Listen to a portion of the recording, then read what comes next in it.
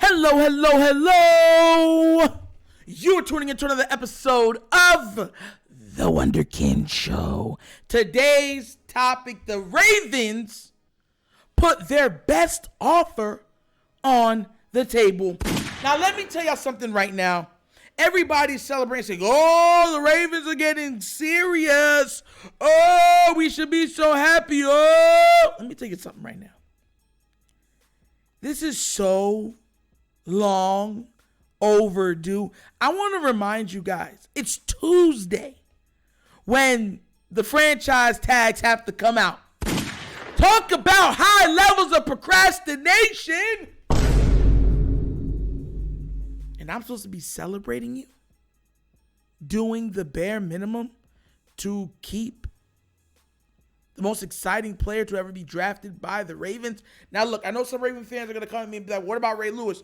Ray Lewis is a defensive player, and as exciting as he was, he does not bring the same level of excitement to a game that a Lamar Jackson does. And that's not conjecture, that's fact.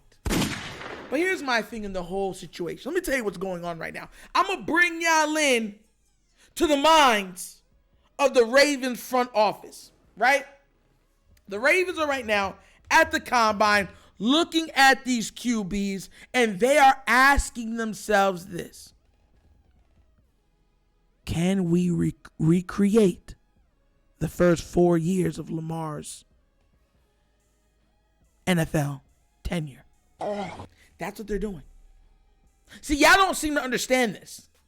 See, what they're doing right now is they're looking at the Anthony Richardson that just got measured at a 40.7 inch vertical, right? 40.7 inch vertical. They're watching him. They're watching Bryce. They're watching the Will Levis. They're watching all these guys, and they are asking themselves a very simple question. Can we replicate Lamar's first 4 years? And let me tell you this right now. The answer is no, you cannot. Do you know why? Because, and I keep trying to tell people this, right? Anthony Richardson is the most athletic quarterback right now in the entire draft. He's a freak of nature. He's like 6'4". He's the size of George Kittle. Everybody says how big of a man George Kittle is. He's almost the size of George Kittle. He's bigger or almost the same size as Cam Newton. That's what he is. And he got measured at a 40-inch vertical. It's going to be crazy. I don't even think they did the 40 times yet. The Ravens are, and let me tell you this right now. This is why it's even funny with me bringing this up. With the way he's performing at the combine, he ain't dropping low enough for us to get him. He's going to go off in the top 10. Good luck getting a top 10 pick. But that's what the Ravens are thinking about. They are looking at that young man and saying, could we save money and just, could we save by switching to Geico? That's how they are.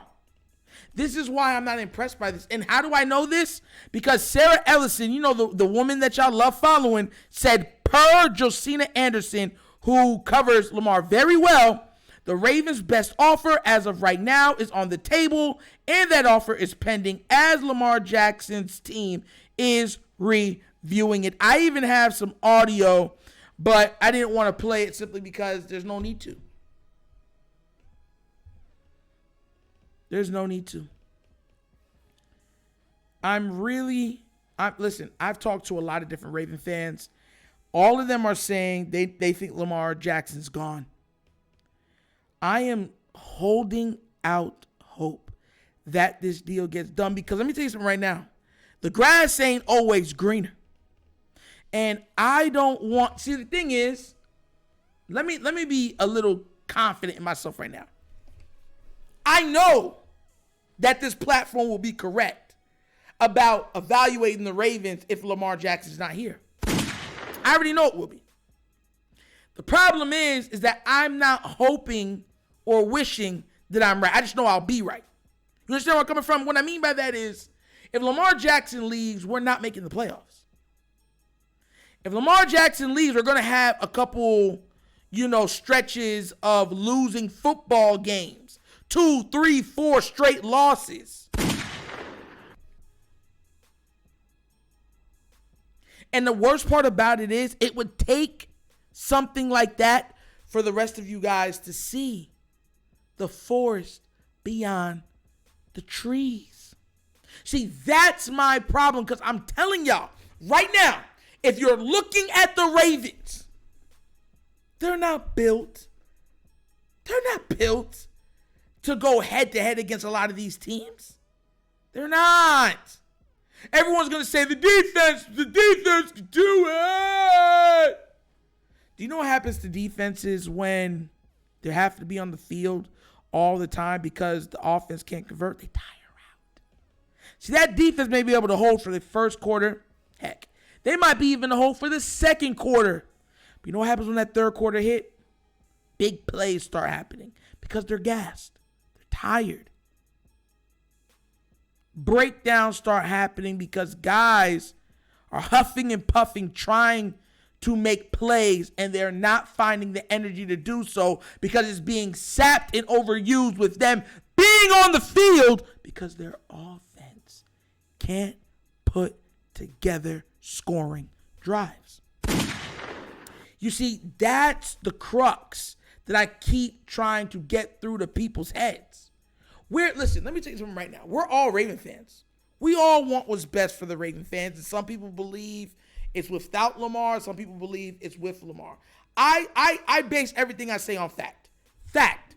Lamar Jackson is the best offensive player that we've ever drafted. Fact. He's the only MVP that we've only drafted.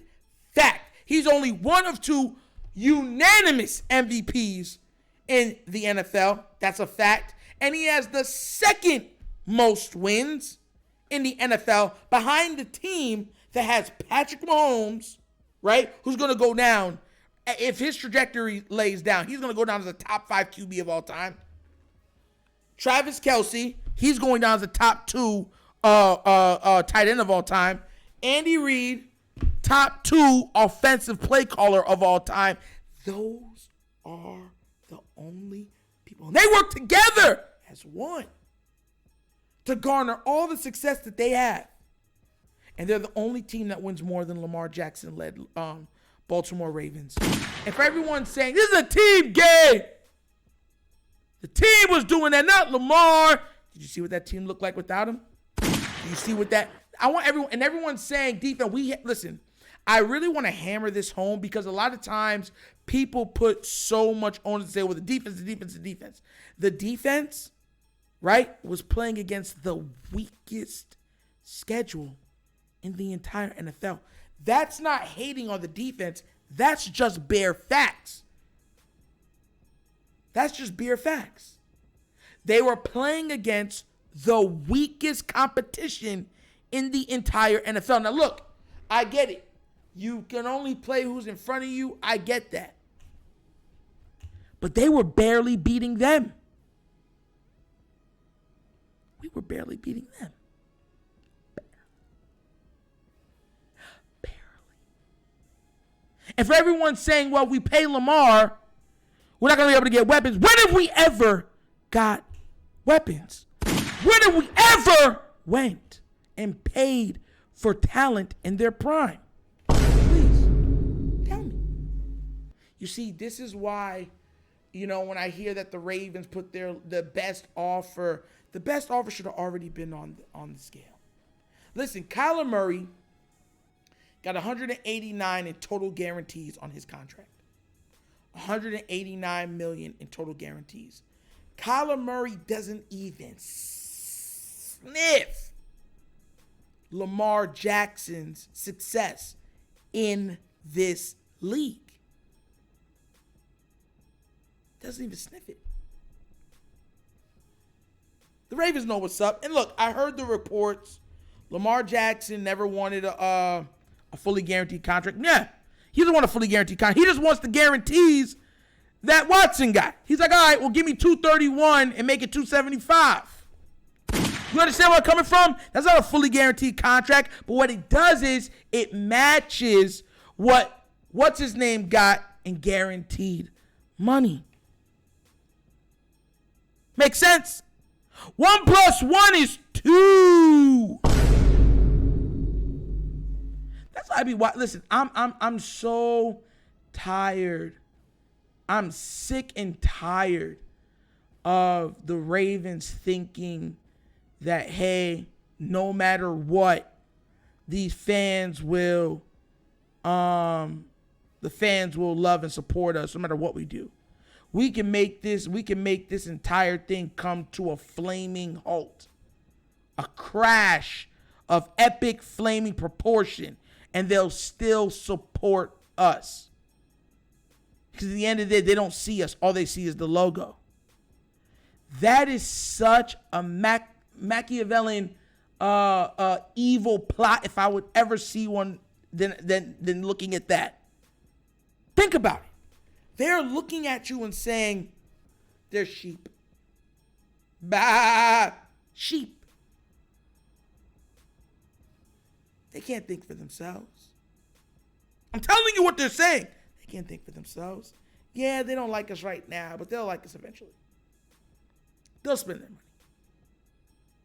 After we drafted Lamar, that'll give us at least a good 2 years. We'll be okay. Everyone saying that they're not thinking that is crazy.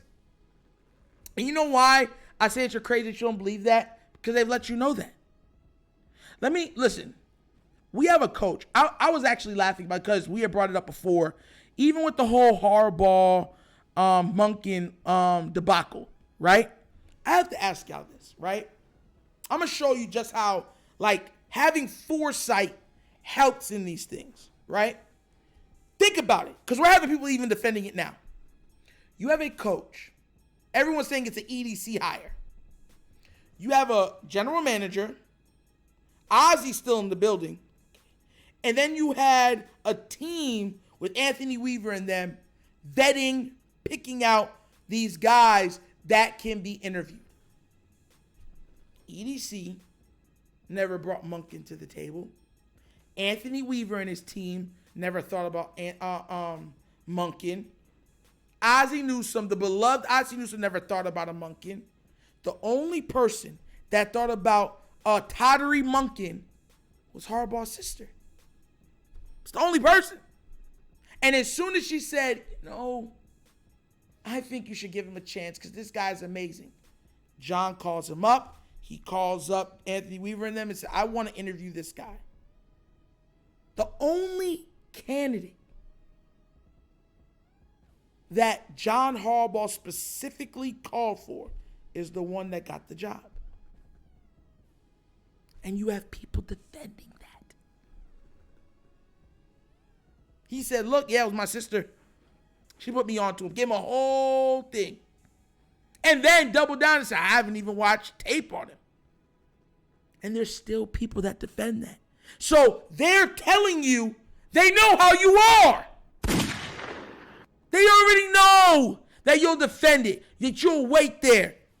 That's the problem. We're not holding them accountable.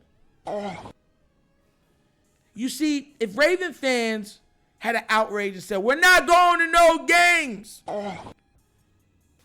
what do you think they would do? We pay their salaries. Me, you, Wing Raven, all of y'all fans. Great fans. Hard-working fans. You would think that you would be given more respect than what is given to you by the organization. Don't you think? But no. Harbaugh already told you what he thinks about all the people that are sitting there defending him. You're at the end of the bar. And to make matters worse, they're leaving their bill with you. I mean, how much more does this man have to say till you hold him accountable? Seriously.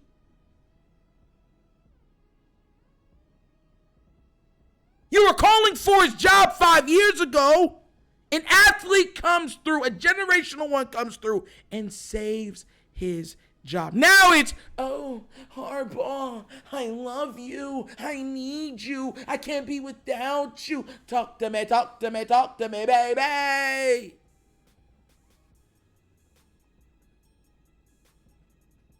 Like his garment is that of Jesus Christ himself. That's why I'm not happy. Because they already know everything I've been saying. This establishment is looking and saying, look, we want Lamar here. We know he sells a lot of tickets and a lot of them jerseys them kids wear. Raise the roof if I tell you anything, cool dudes. But we gotta do what's best for this franchise, and you know, he just wants too much money. Too much money. You know what's crazy? And let me tell you why it's funny and crazy, because every team with their QB keeps raising the ante. Let's take the Deshaun Watson out of there. The other teams are showing how much they care about their QBs from jump after 2 or 3 years. Oh, I love you, QB. Come here. Come here. Let me hold you. Let me hold you. Let me just smell you up. Ooh. Come all the love. And then you know what they do? They put their money where their mouth is. And I'm supposed to be excited, happy about this? Not on your life. Not on your life.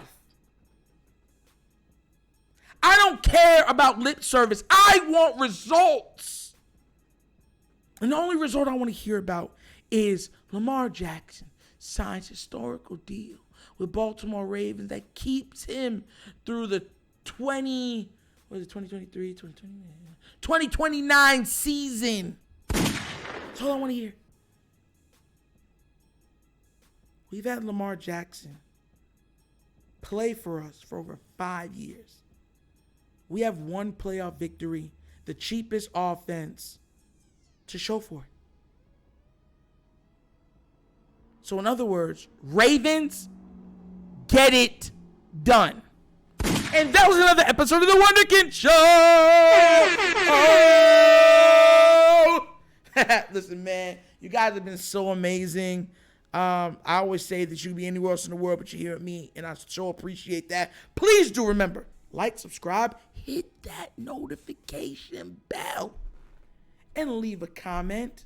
You know we love talking with each other, and I know you guys have been seeing a lot of the content on Twitter. Yes, every single day, I'll be uploading content to all media platforms. That is Twitter, YouTube, TikTok, and Instagram. So I just want everybody to just say thank you. And also, if you would like to donate and help this platform grow monetarily, at the bottom of the screen is a QR code for a Cash App. Okay? The Cash App is also located within the description underneath the video that you're going to be watching. Okay? It's $ money sign, The Wunderkind Show. So once again, this is The Wunderkind Show. This is your host Nitro signing off. And as always, you guys knows my slogan. Peace. And I am out of here.